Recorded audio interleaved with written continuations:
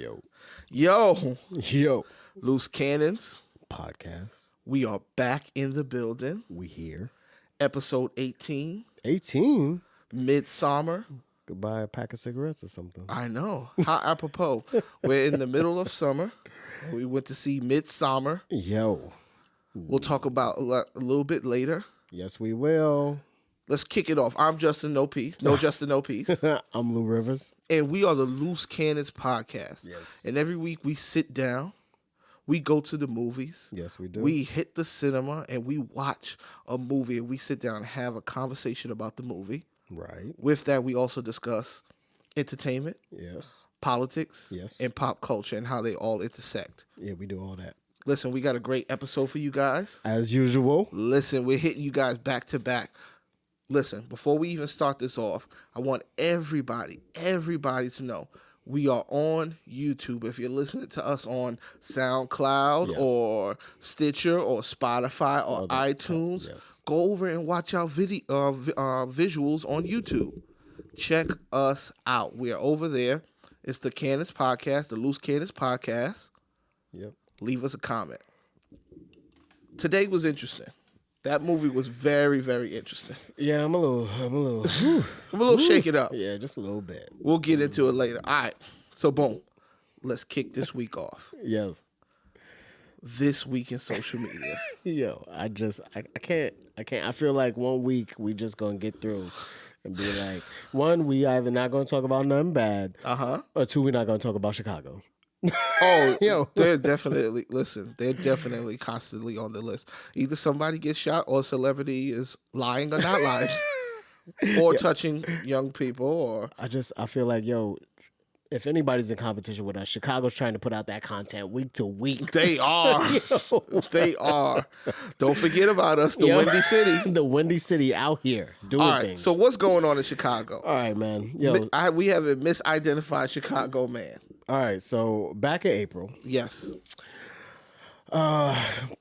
police called his family. Okay. And they, the hospital, police identified him. Hospital calls, says, we have your family member here. He was in a really bad car accident. Oh, no. Found unconscious and naked. They brought him in, identified him. It doesn't say how they identified him, but they identified him, let him know who it was. Family comes in, not showing signs of improvement. Yeah. Family's left with a difficult decision. Mm-hmm. And they decide, we're not going to let him suffer anymore. Yep. And we'll pull the plug. This is what we're going to do. It's a hard decision, but somebody had to make it. It's a good thing that his family was there to make it. It is very important that his family is there. So while making funeral arrangements, it's still, I guess by this time it's May. I'm assuming that it's Memorial Day. Yeah. Barbecue. Yep. And your family member arrives. The one that you just pulled the plug on. No, hold up. Jesus is real. I'm talking Is about, it a miracle? Yeah, I'm talking about, no, it is not a miracle. So who did we pull the plug on? They had misidentified the man. No. Misidentified the man. No. They don't do fingerprints or nothing. All this Nothing. chain of command, and no one caught, hey. They asked the hospital. The hospital said that the police identified him, told them who it was, and then they made contact because they have to call the family in. Wow. I mean, I guess if they wasn't too busy chasing Jesse, then... So the family didn't even get to make the choice? No. Wasn't able to make the choice. First of all, if you've been listening to our podcast, we are talking about the Chicago police. Yes. Somewhat often, especially in the last couple of episodes. Last week, it was the guy who was arrested for the IV. If they cannot identify in this situation, am I supposed to believe that those Nigerian brothers actually? I'm just saying. Yeah. Their track record is not good. No, it's not. But did they actually attempt to identify? Because maybe I watched too much CSI. I thought there was a thing called dental records. Yes. Fingerprints. You could do it against the database. I don't know. Maybe the car he was driving in. If it was a rental, it goes back to the person who rented the car. I have absolutely no clue how they identified this man in the first place because they said that his face was unrecognizable. The family came in and said that they couldn't tell that it was him. Yes. But you're reading the article and it just says, he was in a car accident, facial scars, this, that, and the other. All right, well, maybe, Was he in a car accident with other people? Okay, difficult. Yeah. The face is messed up. Yeah. But we're in 2019. Right. Okay, because I know that I have to register my car. Right. I have to get inspections. Yes. All of this. So I'm in a car, which is assumed to be registered. Right. In Chicago. Yes. We're not in the country. In Chicago, it wasn't a tractor. The car is registered to somebody. The first thing I would think, okay, let's see who the car is registered to. Thank you. Male's name. Yes. Okay, let's contact the number that this is connected Right. to. Hello, your vehicle. Oh, somebody picks up or nobody picks up. Let's go to the home. It could have been somebody else's car, but they would know who's in their car. Right. And because he's the only person identified in the article, because I'm totally just like, it has to be him. Like, there's no other way. I mean, like, I was like, if there was someone else, maybe that he was driving and he was walking, that would be the only way. Yes. But if he's the only person identified, I'm just like, the car is just going to lead you back to whoever it was. The car will lead you back to whoever. I couldn't even imagine just, trying to be nice, have this barbecue, the kids are happy or whatever. Yes. We're dealing through this tough time and you show up for the barbecue. That is gut-wrenching. But that means he had contact with, he knew that the barbecue was happening. Right. He's on Facebook. Right. Oh, family barbecue. Oh, I said I was going. I said I was going. You saw the invite. Who you thought was messing with my coming. Facebook? Anyways, that's a lot. And dog. the toughest part is the family that now finds out they that have this no happened. closure, right? So because they have all kinds of questions. Nobody's at fault except for the hospital and the police. right, And if the police are the ones, which I can imagine are the ones who are supposed to identify, who do the investigation, seems like the police are wrong in this one. yes. And so both families currently have a wrongful death suit. Absolutely. Yes. And I guess the mayor has spoken about putting legislation in that would make every John Doe have to give fingerprints, which is. But he was in a vehicular accident. But shouldn't every John Doe have the fingerprints? Every single John Doe that shows up. Okay, this is confusing because I thought we consider them John Doe because we don't have fingerprints. Right, we can identify. We can identify them. But if you have it and you just didn't identify them, that's like you else. being here. Something happened to you. I'm like John Doe. Yeah, I don't know who he is. No clue. Oh, that's his wallet? No, it's not. Nope. It's in my house. It's mine. That's crazy, dog. You know what? Peace and love to those families because that's difficult to deal with. Peace and love to those families and peace and love to Chris Brown's career. Yeah. He just had an album come out. Yeah. He just had an album come out. Yeah.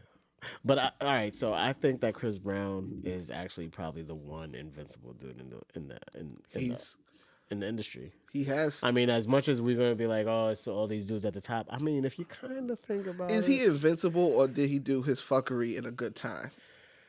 Because if he would have beat Rihanna now, it wouldn't have quite worked. Especially, his timing is good. I don't know if I would say timing, but I mean, I understand what you're saying. You get what I'm saying. I get it. You get what I'm saying. Because we're in an era where it's not going down. The only person who it seems to be working out for is Donald Trump. Yeah. But everyone else is like, nah, we're not taking this silliness no more. I think Chris Brown gets in front of the wave. I think that's been his thing. Like, if you think about his dance moves are hypnotizing. I can't. Have you seen the Take You Down video? Yeah. When he does that, here we are, all alone in this room. Yeah. He has, listen, Chris Brown could be a sociopath, but he has the gift of Ted Bundy. Isn't he the handsome one? You're right, yes. He has the, first of all, women need to understand, handsomeness does not equate to politeness. Respect for women. Yes. It does not. Sometimes you run into a guy from Chicago who can't read or write. But that's right. I'm just saying. Easy. But can sing and so gyrate. So the reason why Chris Brown is in social media this week. Yep. In his lyrics, for a specific song, he goes, I only want to mess I'm paraphrasing. Yes. I only want to mess with the black woman with nice hair.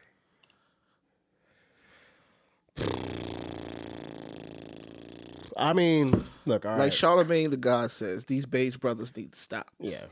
Now, this is the whole thing that I was saying. Because he has a track record, is Yeah. it worse? Like, if he didn't have a track record, didn't have a past, would people have been more objective and asked them about it? Because from reading certain comments, Yeah. I see certain people saying that just grooming your hair is nice hair. It doesn't mean that he's talking That's about. not what he was saying. I mean, I'm just First of all, everything requires context. He was not talking about just grooming your hair. He was not talking Yo, I about grew my hair. using Pantene Pro V in your hair. He was talking about what dates back to this idea of textures being better. I feel you. He was talking about the curly, long, whatever type of texture, the fine texture that everybody wants to consider better and more manageable because no one wants to be nappy. I like being nappy. I'm happy to be nappy. I miss hair in general. Yo, but- I'm starting I'm to just miss saying. hair because Yeah. mine's just going. It's going. All right. So this I had this conversation earlier this week. How do you think you can change that going forward? Do you feel I don't like when people are politically correct. Mm-hmm. So I prefer this, just so that you can use these things as teaching tools to young Yes, kids. absolutely. To see that, like, do you see what happens when you have a specific mentality, and like just being able to show kids objectivity, you know? Two things. He can say whatever he wants. True. But don't mean motherfuckers got to buy it. Thank you. And like everyone else who was born in America, we've all internalized a form of hatred towards people of color, towards darker people of color. Because even the general idea of if you're mixed, you're considered mixed with black and white. And that's really not the only mix in the world. Right. Like there's so many different ethnicities that come together and just procreate. But the idea is that whiteness is making you finer in the texture. That's all European propaganda. There's beauty in everything. Right. There's beauty in fine curly hair and there's beauty in nappy hair. There's beauty in all of it. Now, if he came out and explained and said that he didn't mean it how people are taking it, how would you feel? I would feel like he's lying. Damn. First of all, Chris Brown is not with Lupita Nyong'o. He's obviously he's with women that look a certain way. But that's what I'm saying. What if he was like in the last couple of years? I don't know what he does. I don't really follow him. But he was like at Afrofest and all these Afropunk? Yeah. The only thing I would believe is like Chris Brown was like, yo, the shit rhymed. I got nothing else. Then I'd be like, all right, cool. All right, you right. You're right. You're right. The shit rhymed. I heard the lyric. I wasn't even you thinking really about couldn't the change shit it. rhymed. You're right. The shit rhymed. So it's like, I mean, I needed an extra syllable there. You know, I don't need to it. cancel Chris Brown. I'm still gonna listen to Take You Down. Listen, if this is not the thing that's gonna cancel Chris Brown for me, the fact that he's possibly a stalking woman beater. Yeah. If that didn't do it, Right. if I can Right. separate the music right. from that part of him, Right. the colorism part, because I'm telling you right now, in every family, you got a colorist. Right. You got a colorist, uncle, cousin, man or woman. It doesn't even matter.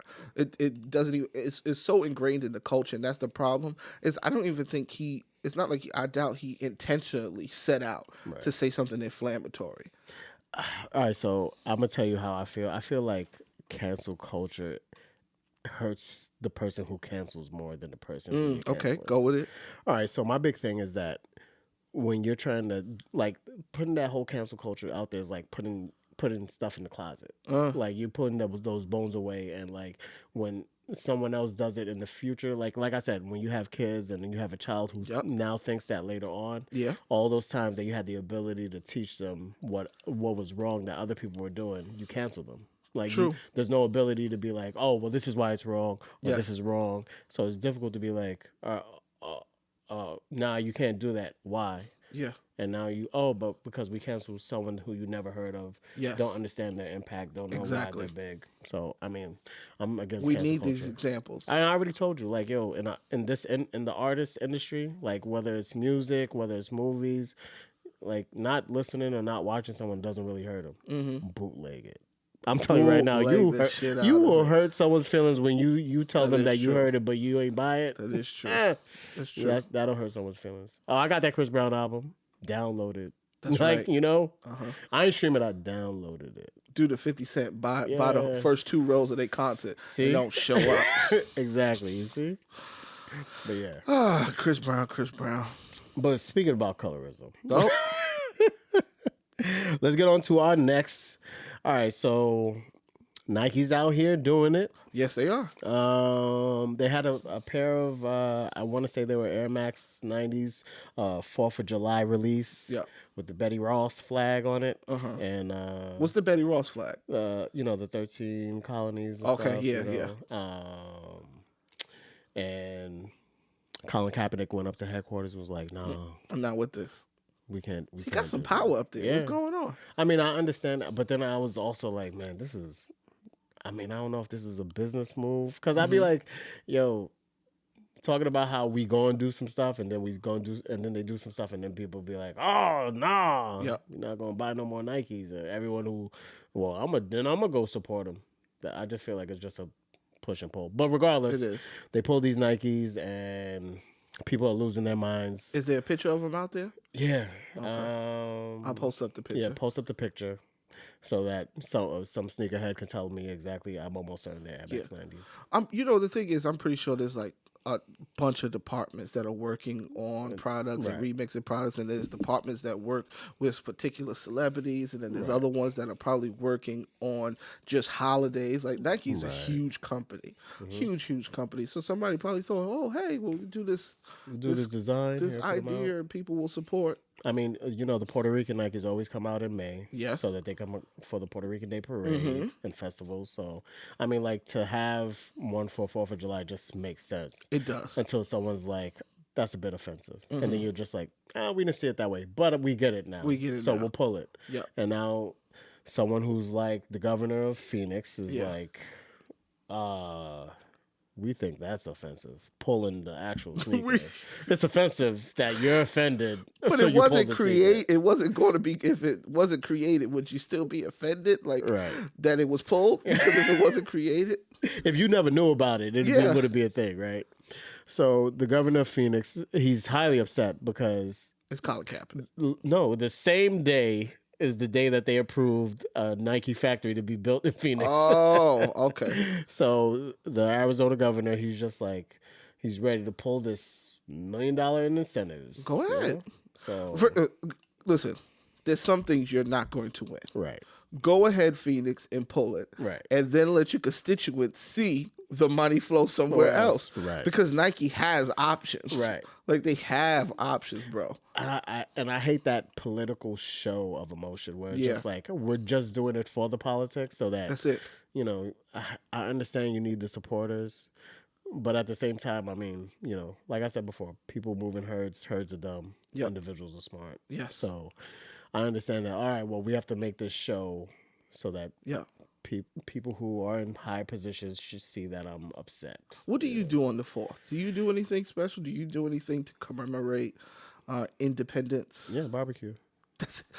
It's people get so like uptight, fake uptight, because you were not at home praying for the flag and the troops and our freedom. You were not doing that. You were eating steak. Right. You were eating hamburgers with cheese. Did you watch the parade at all? Absolutely not. You didn't want Trump's parade? Absolutely not. Absolutely not. I was supposed to go on YouTube and look for some recaps. I heard that the turnout was horrible. I hope so. It wasn't something that I had wanted to support with my ratings. Even I didn't want to hate watch it. Right. Because the ratings will still go through. I didn't want to hate watch it. It's just a really poor idea. That's not what our country stands for. What I thought. When I heard the reports the last couple of weeks and they were like, oh, it's going to be tanks and it's going to be this, the first thing I thought was like, how are we bad-mouthing North Korea's parades when you are talking about doing the exact same thing right now? But who's going to watch it and be like, uh-oh, don't want to mess with them now? Yeah. What? What? Oh, you saw them tanks, though? All right. Nike pulled the sneakers 4th of July celebration is weird and it's about cheeseburgers. All right.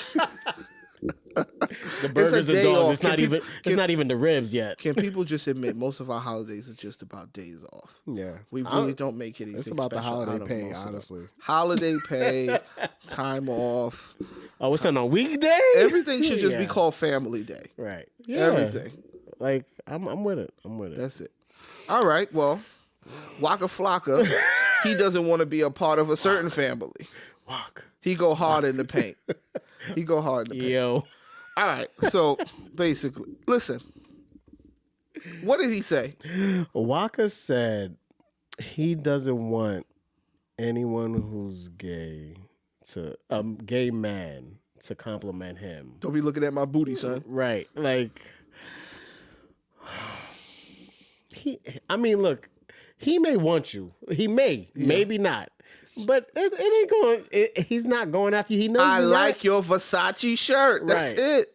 Yo, you're cool. This is homophobia. Yeah. This is homophobia. It's a weird fear because homophobia is just not the fear of being around gay people. He's like, oh, I have no problem with gay people. It's also the fear of being considered gay. Associated with gay. And so it's like, if a man compliments you, Man, look, I'm out here fishing for compliments. I don't care who's getting high five. It don't matter. There we go. Thank you, sir. Yes, I appreciate it. At least someone sees it. That's what I would have said. Someone sees me. I don't know. It's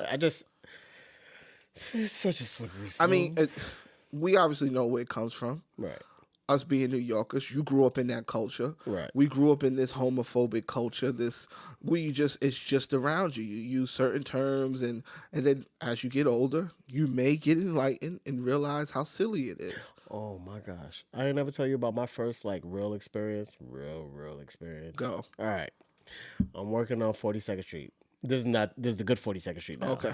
I wasn't working 42nd Street. You on the stroll. Yeah, I was street walking. Yeah. No, so I'm working first real job. I'm 18, fast food joint. I mean, I'm killing it. Yeah. And this job only had females at the counter. Perfect.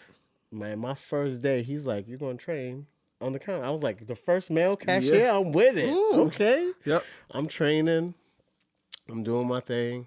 And 2 guys come up, and the person who's training me is taking the order. Yep. And he's saying what he wants. I want this, I want this, I want that, and I want him. Now, I know there's nothing but females here. Yeah. So I know him meant me. He meant you. Yeah. So I turn around, and everyone's looking back at me, and I'm like, what number is it him? yeah. Which one? What value meal was that? Was that you wanted a large? The large one?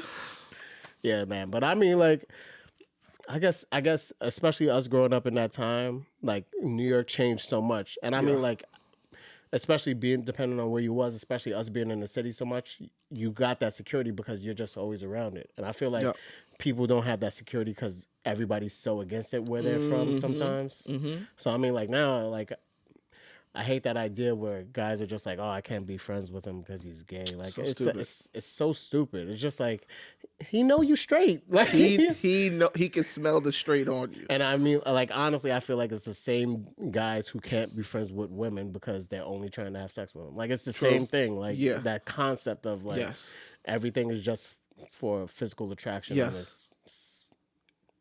I don't know. My big lesson was in college. I was in fine and performing arts, so I used to hang out at the active, basically where they had the parties, the Fine and Performing Arts House. Right. And a couple of people were there were gay, and these 2 dudes, every party they would be making out. They were boyfriend and boyfriend, which it was okay, it was different. Right. But then after a while, I was like, they just make it out. That's it. They weren't trying to make out with me. Right. Not one time did they come over. It's your turn. Just your turn. No, nobody tried to turn me out. Right. Nothing. I don't know, man. But wow. Let people be people. Let people. Right. You're not changing people. No matter what doctrine you believe in, right? You're not changing them, and if they do change, that's going to be on their own accord. Right. But at the end of the day, what he puts in his mouth, I don't taste. Right. So It's on him, and vice versa. Mm-hmm. It's crazy. Like we gotta stop. We gotta start calling a spade, and like Waka Flocka, it's corny. It's corny, and I actually like what you do. I like the aggressive music, but it's corny. Right. It comes from a place of insecurity. Right, Not saying that exactly. he is gay or Waka is trying to hide something. No, it comes from a place of insecurity, of you feeling like people are going to call you less than or being a man or this, that, and the third. That shit is silly. Like It's over. like people gonna see a difference in your persona. Like it's not. Come on, it's 2019, B. Stop it. Stop it. Stop it. Man, we got the heat to We this got week. we got the heat. We got the heat. Waka needs to stop it. Yeah. And apparently the races are out there starting. Yes.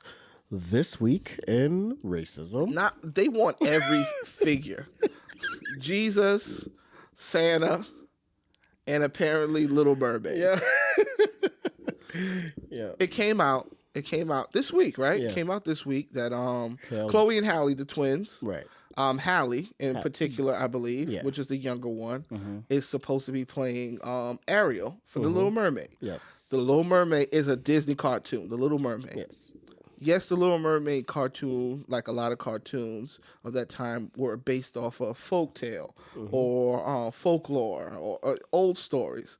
But Disney always switches things up. Yes. They always put a spin on it to make it beautiful and mystical. This time they decided, when they do the live action version, we're going to go with something that we didn't do before. She's going to be played by a young black actress. Right. A black actress and a singer, which I follow. Beautiful voice. Yes. Very pretty. And a sweet voice. She has such a sweet voice. Something mystical like a mermaid. I can understand why a person would make that decision. I'm pretty sure there were a lot of people on the list. People of all different colors. But I'm like, oh, sweet little voice. She has nice long locks. This would be cool as a mermaid. Not some people. Not my Ariel. They Hashtag. want to make Ariel white again. There's a whole campaign going on. Disney, make Ariel white again, and they're signing petitions, all kinds of stuff. Yeah, people have even brought up science to try to Change the fact that say she's Danish or something. the fact that She's a mermaid. the sunlight can't even get that deep to the ocean, so there's no melanin down there. Like, wait, Wow. what? We talking about a movie about a mermaid, dog. Wow. You know? Do they remember Sebastian the Crab? Like Nah, man. You know crabs talk. Jamaican, these Jamaican accent. This is fictional. It's all fictional. Nah, man. There's no need for her to be. Listen, if it was another white Little Mermaid, so be it. I would have probably taken my daughter. Well, my 10-year-old might not be interested. I don't even know if she's seen the original Little Mermaid. But we go. I've seen it with the original Ariel. Yep. This is Chloe and Halle. I want to see Halle because I find her an interesting actress. Yep. She's good. She's good. They weren't even interested in who she was and the talent that she is. I was gonna say, Aquaman didn't have blonde hair, right? In the movie. I mean, if you're gonna stick, to the canon. They were really upset about Momoa, Yeah. Jason Momoa, huh? Listen, stop it. Stop it. This week in racism, we're just going to tell you people, just stop it. Yeah. Just stop it. Give it up for a week. I promise. Give it won't it stop. up. Yo, your life would be better. Just for a Give week. it up. Well, I mean, at least fight for something that means something. Right. Nobody's trying to change Hitler. I know. You're right. Nobody. Or the guy at the White House saying that everything's going to be okay. Ariel has no color. It's all fiction, guys. Calm down. Go eat some avocado toast and chill the fuck out. Hey, man, I like avocado toast. Leave this racist shit alone, man. Listen, halfway through Loose Cannons Podcast, I want to remind everybody out there, Yes. like, share, and subscribe. Comment when you can. Comment when you can and let us know how you feeling about our show. Let us know about the podcast. All right, so we lighten it up. Yeah. There are some crazy things that go on. Yes. But there's some sweet things that go on. So we like to take a little bit of time to explore that with Kill 'em with Kindness. Kill 'em with kindness. Let us know what happened. All right. So in South Africa, Uh-huh. we have. Let me pull it up. A woman was reunited with her son 6 years after he disappeared and was tracked down 1,000 miles away. Get out of here. Yeah. So it turns out that what's her name again? Jane Daniels from Cape Town, close to Cape Town. Yeah. Her son, who's a little mentally challenged, he does odd jobs around town. Yep. He ended up meeting some friends in a nearby city. Yep. And he proceeded to continually get further and further from home. Whoa. Working odd jobs up to the span of 6 years. Within 2 years of his disappearance, they had a memorial service for him, funeral and everything. And it turns out that the police from Swaziland, which is the next country over, found him. They usually send missing persons to other nearby police stations. And a police station figured he looks similar to this. Yeah. Takes it to the mother. The mother faints, pass out. This is my boy. Yep. It turns out it's his son. And not having enough money, the police, I guess who headed the investigation, booked time off, his own time. Used his own car to drive to the border and pick up the son and have the mother and the son meet. It was just like, things like that are amazing. That's serving. That's protecting. Yes. Wow. And the thing that he says is like, around the world, that police do have a bad name, and he just wants to do his part to like make sure that whatever glimpses of hope and positivity he can do, that's what he does. That's beautiful. Yeah. So that was amazing. That is beautiful. Good to be, back home, after 6 years. Can you imagine just like being lost, like just not home, That's crazy. So scary. Yeah. Man. Whew. Killing with kindness. That's a beautiful gesture. That's a beautiful gesture by that officer, by that human being. All right. Alrighty. Main event, guys. Yes. Main event. We went out to the theaters. Yes. We grabbed our snacks. I had my buttery popcorn. I had some pretzel bites. He had his pretzel bites, and we sat down. And we watched the movie Midsommar. We seen the trailer. Yeah. Thought we knew what we were in for. Yeah. We were totally unaware. Yeah. Definitely not unaware. Definitely not conventional. I put it definitely not conventional. Oh man. At all. This is the same gentleman, I believe, writer and director. Yes. Who did Hereditary. Yeah. With Toni Collette. I don't even think that there was anybody else of some sort of stature in the movie, but the movie had the daughter who was brand new. She was really good. But this one, same thing. Some good actors coming to a movie and just laying it all out there. Yeah. There was some great performance. Let's talk about the trailer. Yes. The trailer, something eerie is happening. Yes. You don't really understand. They leave a lot out. But just by the images, you can tell there's some culty, freaky shit going on. Yes. That's enough for me to sign up. Yeah. It's enough for me to sign up. What did you expect? Sex cult. Yeah. Okay. That's generally sex cult and a little bit of killing, a little bit of sacrificing. What's the movie with Nicolas Cage, The Wicker Man? I kind of that's what I was like. This is gonna be a little something. And then I saw that it was 2.5 hours long. I was like, I didn't know that in advance. I realized once we got out. Yeah, because they managed time well. It felt like you were there, but it did feel like 2.5 hours. Because it draws you in. It draws you in. Like you are immersed in this world. You are on the journey with these characters. I'm just like, I would be doing anything and everything these people want right now. I don't care what they're asking. Yeah. So your initial thoughts. After the movie? After the movie. Okay, so I didn't even know if I liked it. Like I was just I don't know. I can't even say right now. Yeah. I'm definitely on the fence because I definitely was like, okay, this is definitely different, and I can see this being a totally new brand of movie. But it's not your conventional horror movie. It could have been 2.5 hours Yeah. They could have cut it down. Yes. But I think that I like that they didn't cut it down. Right. Because it leaves you immersed in it. You are immersed. Yeah. There's no way of getting out It of is a this. journey. Yeah. It may be too heavy for some people. Like, you may have to get up and get out. It's not for everybody. Yeah, it's definitely not for everybody. It's not a traditional horror film. It's a departure from what we've seen with Child's Play. Yes. Oh. That's closer to tradition. Yeah. We don't. And like I said, these movies, the reason why there's so much, I feel like there's so much eerie and scarier is because you're like, this could be happening right now. This could be so real. I'm sure it's happening right now. And it's not as far as Sweden. Right. Yes. Because there's plenty of areas in the United States that are disconnected from the world, yes. Yes. So I definitely looking at it and you're just like, man, you probably ran into some of these people half the time. That's whenever I think about movies and the scare factor is just like, how connected could my world be to this? Yeah. Like, have I run into someone like this? All I'm saying is right now, we go on trips. And the next time somebody asks me, Justin, do you want to go on a trip with me? I need more information. I need more information.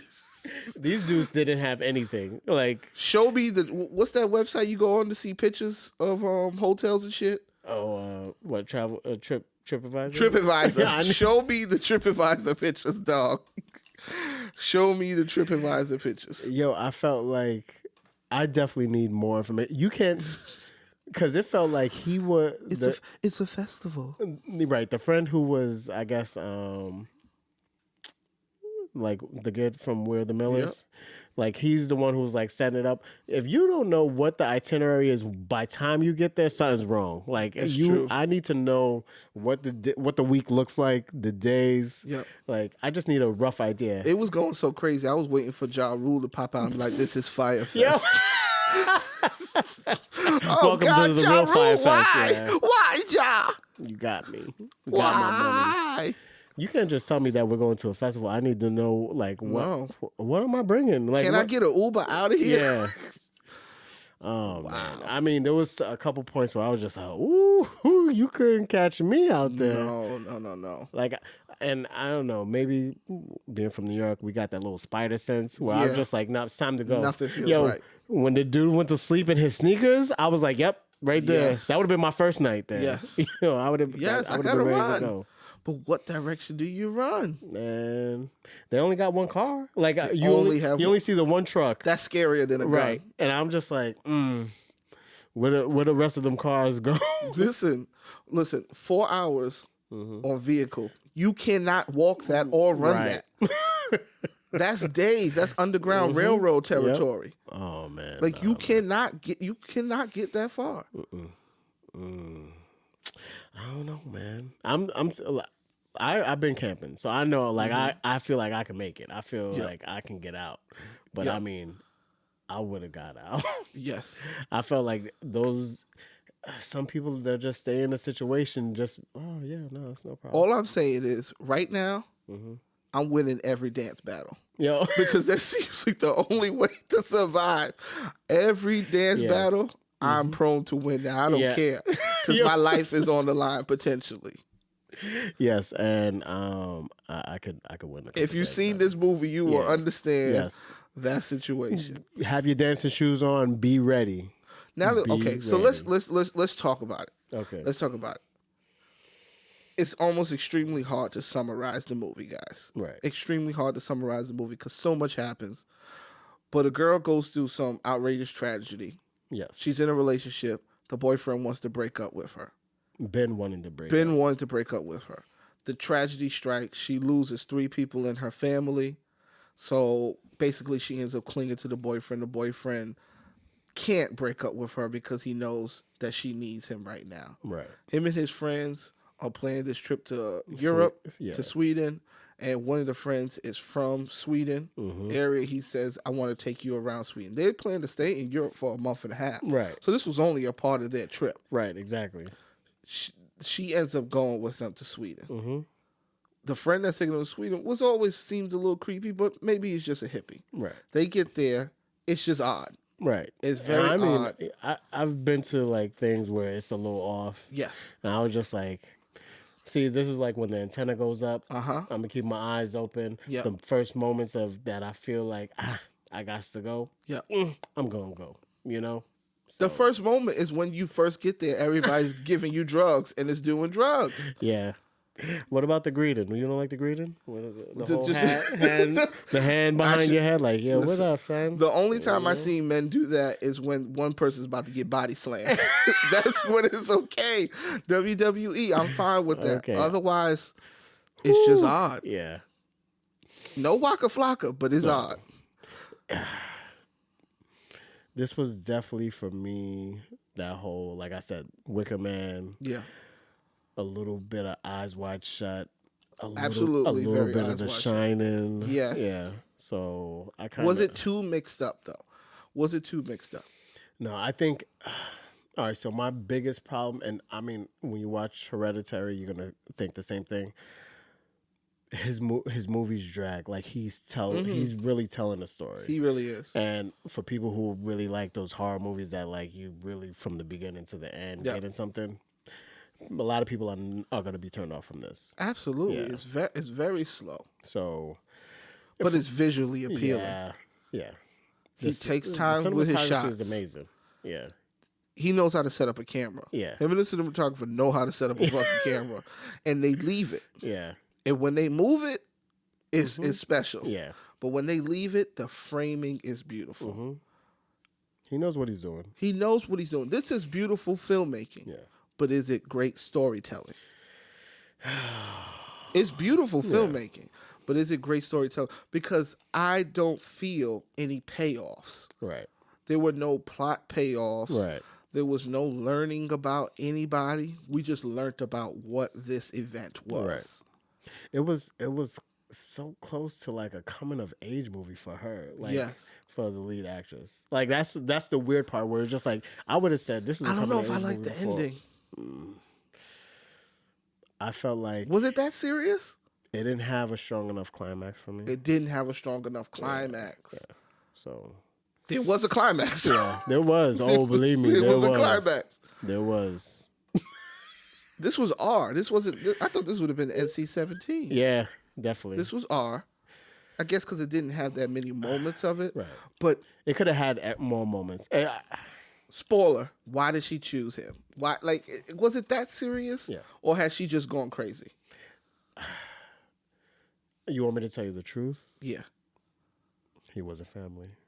He wasn't family. That's why I feel like it was a coming of age movie. Like, so you think that the conversation that she had with the guy, the Swedish guy, really got to her? Yeah, like because she's looking for family, right? And I feel like her whole thing was she's been looking for that her whole life, even before the tragedy, and that's kind of the whole thing. And you could tell from him saying that she clings on to him. Yes. And it was the first time that like she felt. And they treated her special. Right. Like, yo, this is for dancing on drugs. Yeah. Okay, I'm with this. So I get it. You know, the funny thing is I want to, it's weird because I want to watch it again. Right. I want to watch it again because the images were beautiful. Right. From the beginning, and they spent a lot of time because a lot of movies would just cut right through the death that she experienced. But no, they give us a full entrance, and I'm like, oh man, and first of all, her performance is amazing. Yeah, her performance because the pain. Yeah. Now, when the people were mimicking her pain, like, what was that about? We're all one. I feel like we're all one. Yeah. So what you feel, I feel. Yeah. What you feel, I feel. That's kind of how I felt. I felt like the movie just it kind of just it's that whole like welcoming, and you could and there's the one part in which he's so good about it is the fact that everybody's in unison except for the ones who are not supposed to be there. Yes. So it's kind of like you kind of feel that like damn, like they really stand out. Yes. Not just a little bit. Like you are not supposed to be here. And I mean, I think that it was so. Or were they because they were supposed to invite new blood? Right. But the whole thing is that like you're just here for the moment. You're not even here as part of us. Okay. You're just here for the ceremony. Got you. Know? So got you. So we're just gonna keep. It's that heavy, y'all. It's It that is that heavy, guys. Y'all It's gotta go that see heavy. it. It's that heavy. So okay. So as we're in this journey, Mm-hmm. and these things are unfolding, and the black kid who's trying to he's somewhat figuring. I feel like he knew what was going to happen. Yeah. In the first He sacrifice, but he kind of kept it to himself because he wanted to see it as an anthropologist.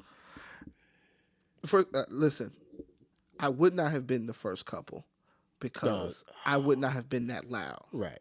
You can't. I'm on to game now. Right. Exactly. I'd have been like, give me the mallet. Yeah. It's my Sire, turn. It's my You turn, right. sire. Like,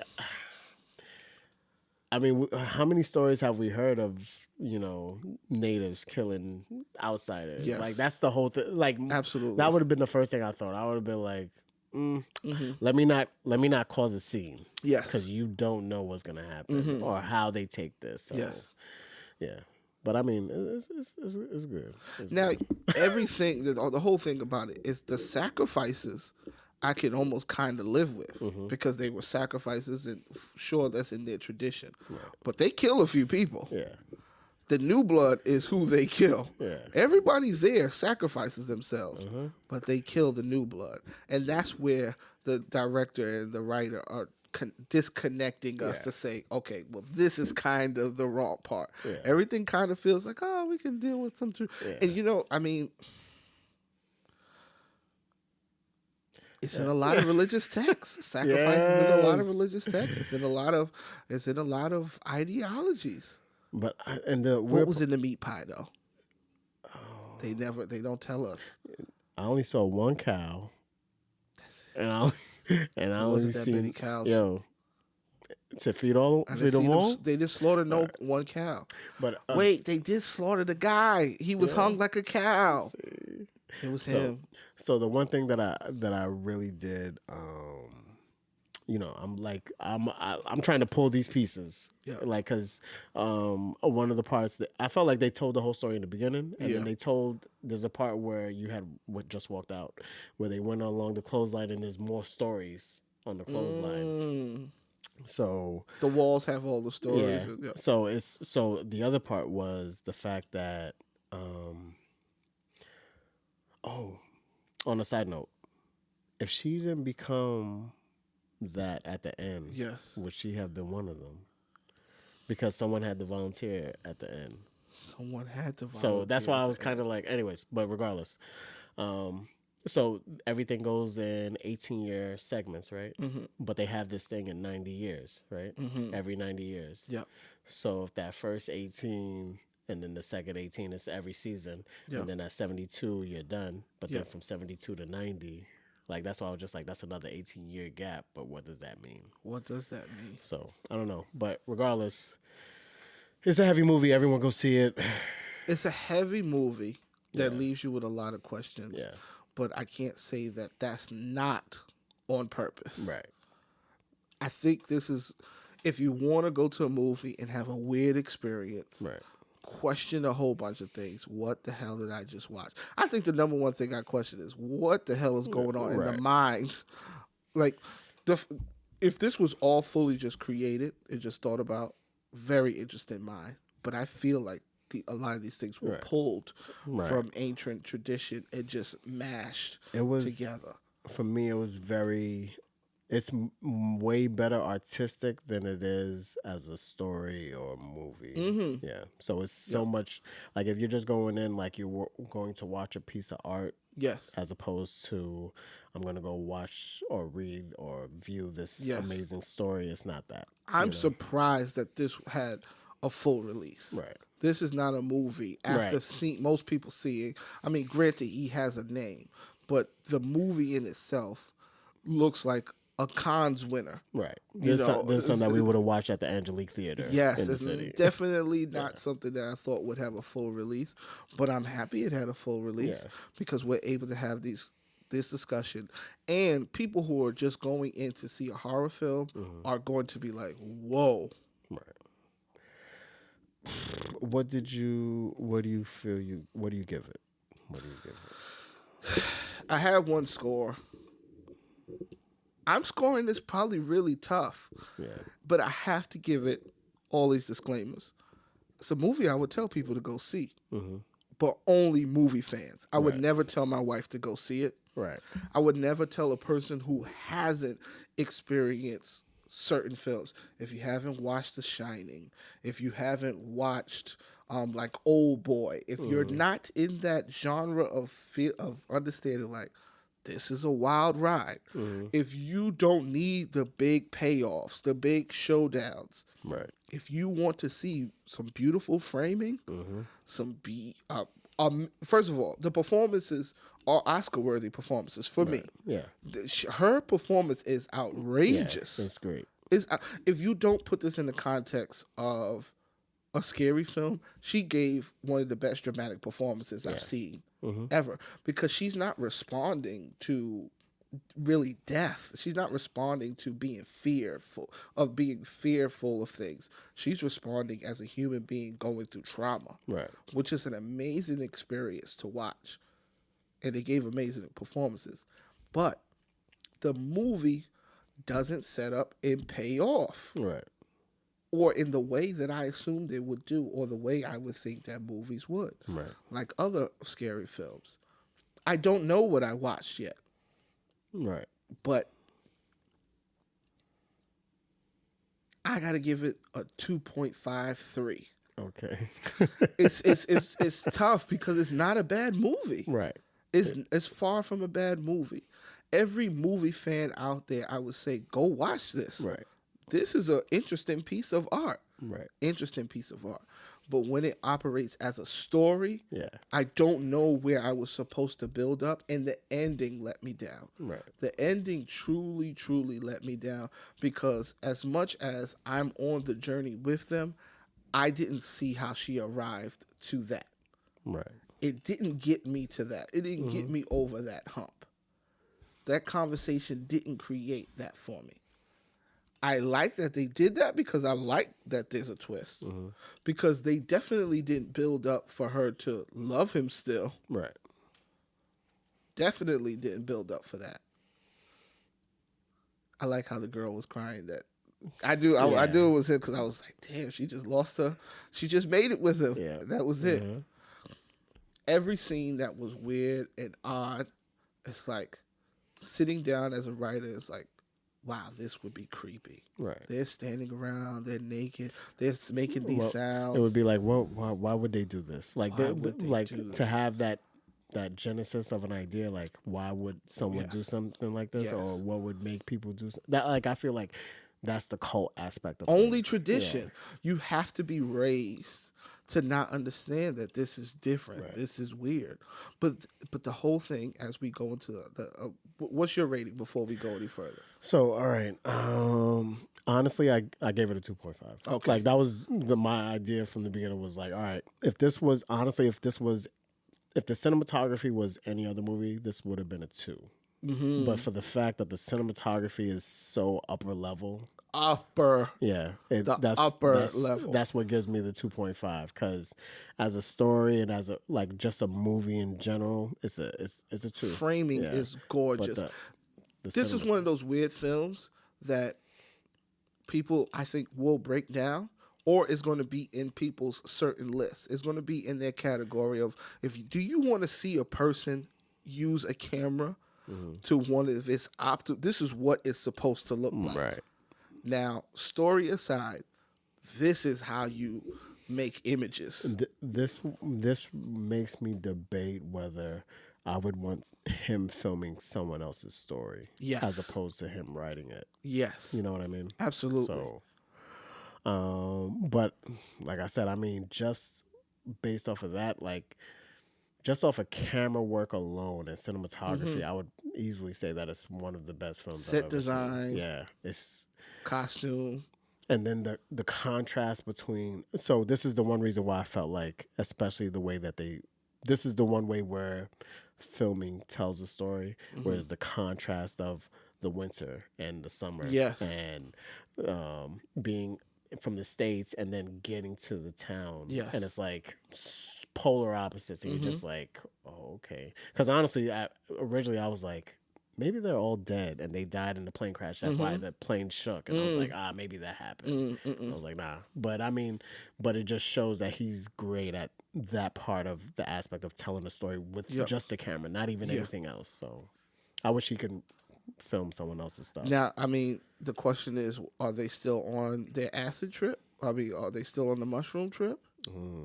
See, It's still possible because she woke up. We don't know. right? We don't know because they did take shrooms. But listen, but this is the great thing about this film is now I have to go and start looking at people talk about this movie. Right. This is the way that you end up geeking out about things. So even in our score, people, even in this 2.5 score, you got to understand that this is still a watchable movie, and this is something that you want to conversate about. Right. But not with everybody. Nope. Don't send your mother unless she loves cinema. Right. But man, it's a lot of things go on. Yeah. If you see it, let us know about it. Let us know what you think. Man. Oh man. 2.5s, people. Yeah. Midsommar. Wow. Okay, listen. Every week, guys, after we watch the film, we pull out a couple of topics from the film and we explore. Glaring cults and tradition. Yes. Now, the interesting thing, of course, there are children who are raised and are born within these situations. You have no idea that there's anything different or not right about What you're doing. a tradition or a cult that you're raised in. And I mean, it begs the question of what's the determining factor of a cult. Generally, there's one leader, a living person. Right. And in our terms of cults, especially in the United States, we always think of it ending in like the one leader trying to have sex with all the women. Right. That's kind of like what we've ended up experiencing. Like Or mass suicide. mass suicide. Yeah. Something. This one, they seem to have it together. Yeah, I mean, they pretty much have a plan, and I mean, based on all the information given, you know that they've been doing this for centuries. For centuries. So,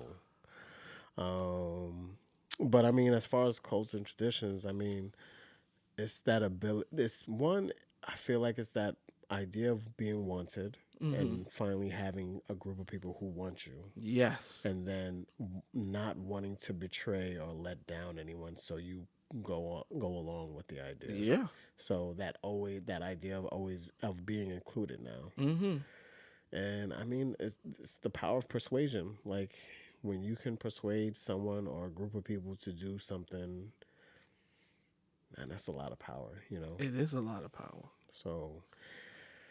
And I mean, regardless of how we see it, I mean, we have a bunch of different ones in America, and some based on sex, some being political, financial, with skulls and bones, you know. Groups, yeah. So, and I guess the other idea is like we all have this one goal at the end. So, and then you buy into that goal. There's really no separation. I guess the only separation is the harm of others. Right.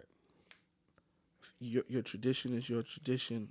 Whoever you choose to worship is whoever you choose to worship, or thing that you choose to worship.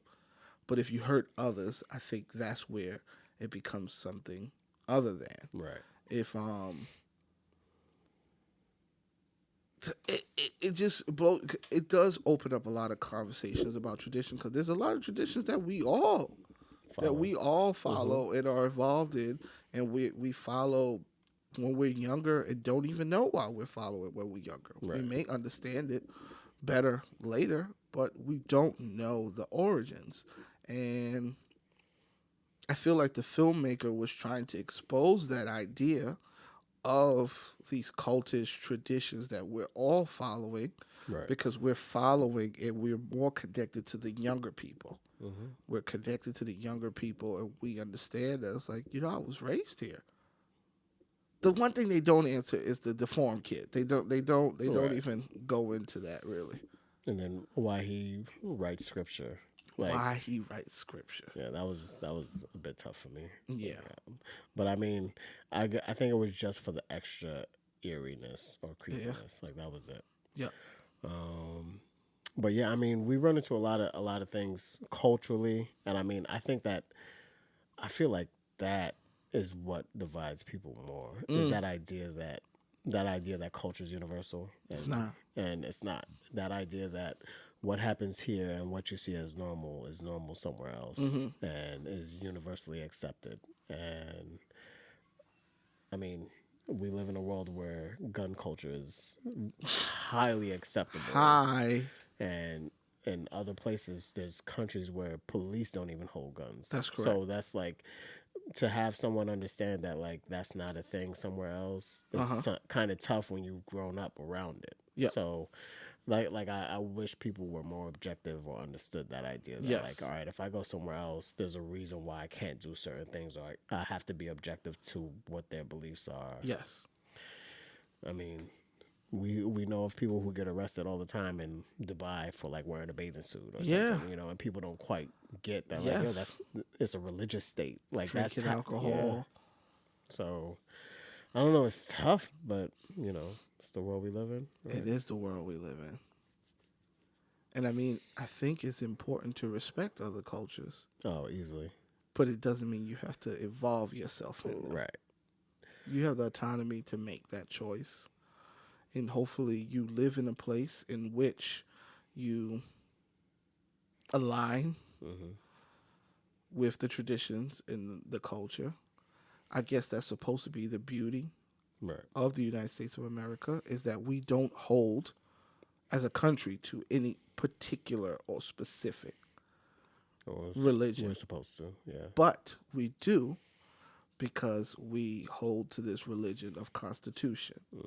We don't have a God per se in the United States of America, but we hold our forefathers as a weird, like higher up that we're gods. honoring.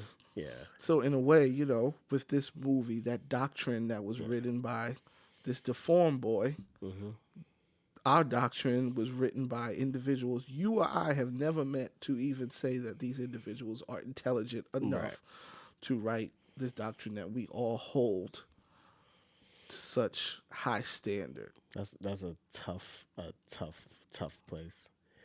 And I guess one of the biggest things is, especially around the world, is how we all deal with death. So that idea of that, I mean, obviously, here especially with our prison system and having the cruel and unusual punishment, where there's a lot of states where, you know, death penalty.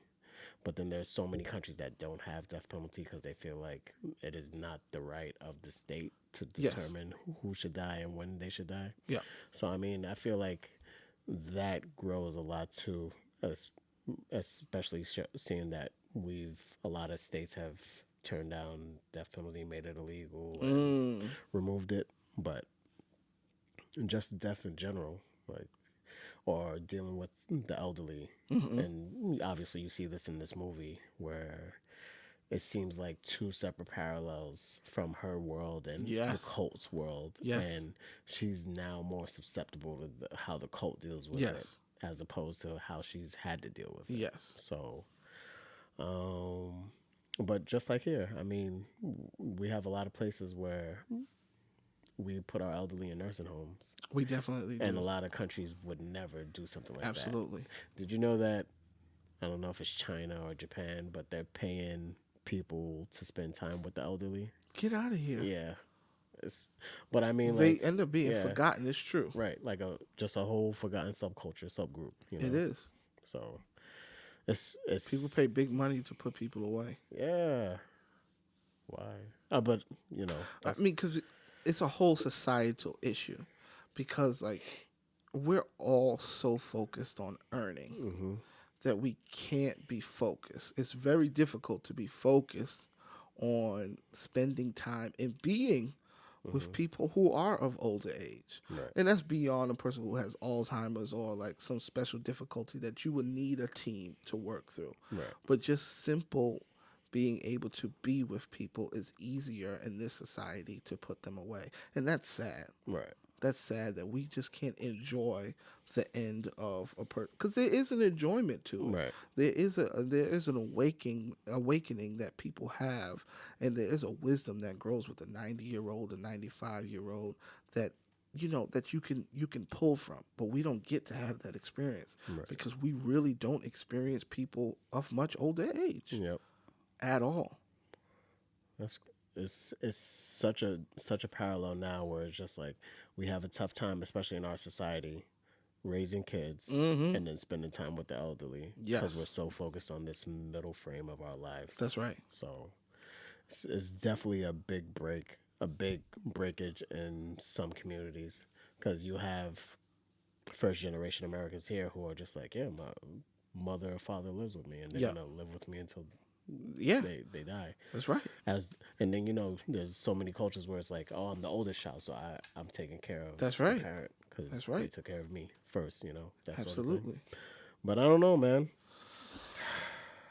Interesting movie.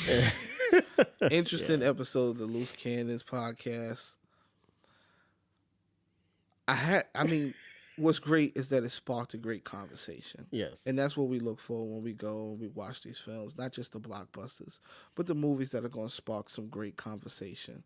And I feel like we're going to conversate more and more about this particular movie because I'm going to go watch Hereditary. Yes. And I'm going to learn some more about this director and his perspective. Yes, go watch it. Please do. Jordan Peele talked high about this movie. I think the director, that was a director.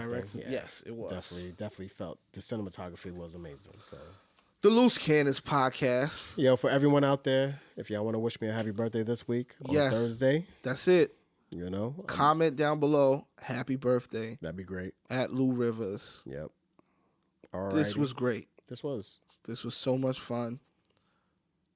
So eerie all at the same time. It's heavy. Yo, if you see us like just pausing and reflecting, it's because that movie was heavy. And we went to see it right before we shot. So there was no time for us to do anything but really react and conversate. Right. And so everything you just heard and everything you just saw was us really working through this experience that we had. I'm still processing the movie. Still processing. So when you go see the movie and you listen to this, you'll be processing with us. I'm No Justin No Peace. And I'm Lou Rivers. This is the Loose Cannons podcast. Every day we sit down and we talk about today's entertainment, pop culture and politics and movies and how they all intersect. This week was Midsommar. Last week was yesterday, which is a very interesting topic. But we'll be back next week and the next week after that. Thank you guys for sitting down with us. Yes. Thank you for watching us on YouTube or Facebook. Thank you for listening to us on SoundCloud, Spotify, iTunes. Yes. And thank you in advance for commenting and continuing the conversation. This was the Loose Cannons podcast. Peace.